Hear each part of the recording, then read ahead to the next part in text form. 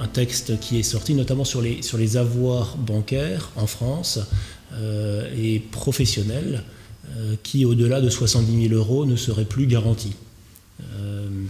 Donc j'ai l'un ou l'autre client qui sont venus vers moi en m'interrogeant. Donc premier réflexe de répartir entre plusieurs établissements bancaires. Mais là, est-ce que justement les solutions que vous avez peuvent permettre de sauver le patrimoine professionnel?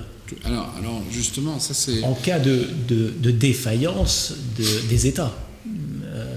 Je crois que c'est seulement... c'est des banques, mais les banques prêtant tellement aux États, c'est un... je pense qu'on se oriente dans une situation quand même extrême, mais j'ai l'impression qu'on n'est jamais forcément trop loin. Oui. C'est très intéressant de voir ceci. Dans le contrat d'assurance vie luxembourgeois, comme vous êtes dans un contrat d'assurance vie, vous n'êtes pas limité par la règle selon laquelle votre protection maximale est au Luxembourg est de 100 000 euros, je pense, sur les comptes en banque. Donc ce n'est pas la protection bancaire maximale. Le contrat d'assurance vie ne connaît pas cette limite.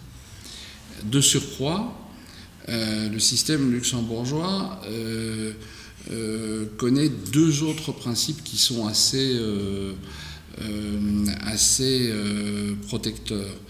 Le premier, la compagnie d'assurance ne peut pas, lui est interdit, de détenir les actifs. Elle doit avoir une banque dépositaire qui doit les détenir hors bilan. Alors, on peut encore se poser la question, oui, mais si tous ces gens font faillite, voilà, ça peut arriver après tout. Vous évoquez une crise systémique à l'instant, imaginons une crise systémique et tous les acteurs financiers font faillite. Bien, ce qui est très intéressant, c'est que le Luxembourg, je crois, est le seul pays de l'Union européenne à avoir adopté ce qu'ils appellent le super privilège. Je dis bien 2 fois super, parce que certains pays ont adopté le super privilège. Et le super privilège consiste en ceci. Lors de la faillite de l'institution financière, les premiers à se servir sont les titulaires d'un contrat d'assurance vie, avant l'État luxembourgeois, avant le fisc, avant la sécurité sociale, avant les autres créanciers. Eh bien voilà un argument de poids. Il me semble que c'est effectivement un super privilège. Je crois que c'est le seul cas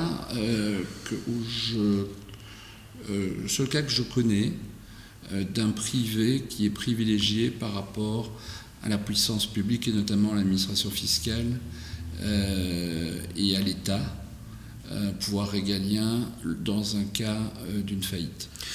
Donc là, la détention du contrat d'assurance vie est toujours par des personnes physiques? Tout à fait. Oui. Tout à fait. Au cas particulier, donc il y a les personnes physiques qui sont concernées, mais également les personnes morales, d'après ce texte. Est-ce que là, il y a également des solutions pour protéger ces... Mais à ce moment-là, c'est pour ce qu'on appelle le contrat de capitalisation. C'est pas contrat communément appelé en France contrat de capi. Pas le contrat d'assurance vie lui-même. Tout à fait. Et on a le même système. Si vous voulez, ce contrat d'assurance vie luxembourgeois me paraît... d'abord, il se porte très bien. Les actifs ne cessent de croître à Luxembourg. Je pense que c'est parce que c'est un bon positionnement. C'est un positionnement basé sur la sûreté du patrimoine et c'est un positionnement basé sur la compétence des acteurs. Ce n'est pas un positionnement basé sur tel secret devenu désuet ou tel avantage fiscal exorbitant. Non, il s'agit de garantir le patrimoine très sérieusement d'une famille, d'un entrepreneur, et également de garantir sa continuité. Avant toute autre chose, c'est la continuité qui est visée par la loi luxembourgeoise. Très bien. Enfin, c'est mon interprétation.